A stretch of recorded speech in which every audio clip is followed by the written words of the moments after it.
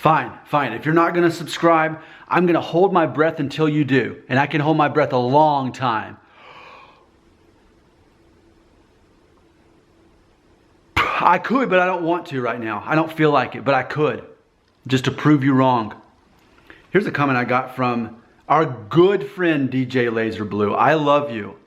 If I had your address, I would be obligated to send you a Christmas card. But I don't, so now I have an excuse why I don't have to.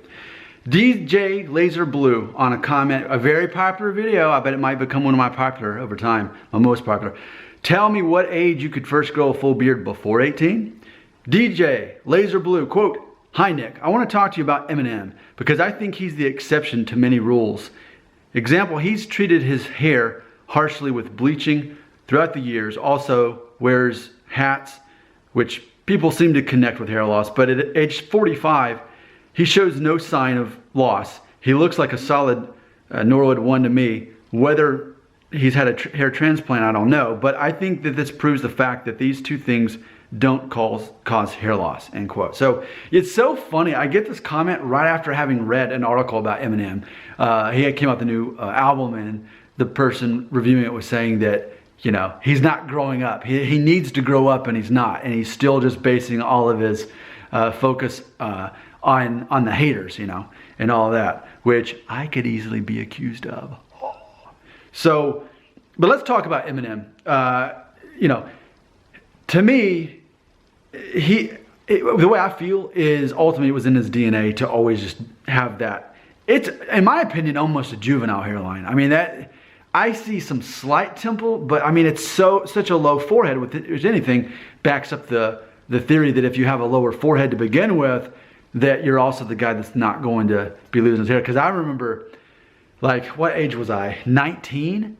And at the time, like, it was the year 2000. And I remember I had my hair a certain way where it was like kind of parted in the middle and back.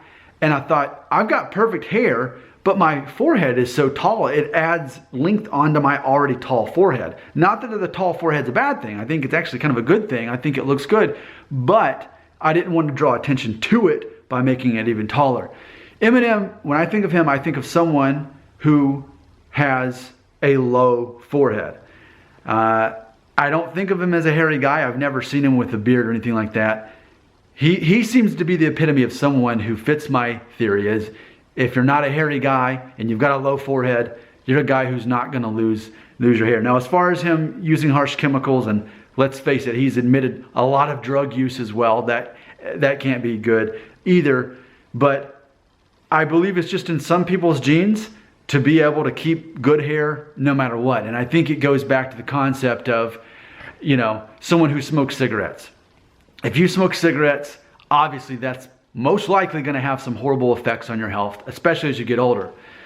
Yet, talk to the person who smokes, and they'll say, well, my great-granddad lived a time he was 89 years old, and he smoked since he was 12.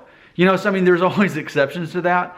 Some people just have some parts of them that are just gonna be in their favor no matter what. Just like with working out, you know. Some guys are gonna work out, they're gonna have the biggest biceps. Some will have the biggest calves, and there's a certain part of your body or whatever that you're working out that's naturally going to look the best because it's one of those things. And I think that's true for so many parts about health and how we look. You know, some guys just win the hair lottery, and Eminem, he can be one of them. It's interesting too that I can't ever think of a time where he had hair even as long as mine. I think of him as always just having short hair. He kind of keeps it nearly buzzed, and that's just something he doesn't have to worry about. But keep this in mind. You wouldn't want to be Eminem, would you? Now granted, he's worth millions of dollars and he's very famous, but you wouldn't want his life, would you?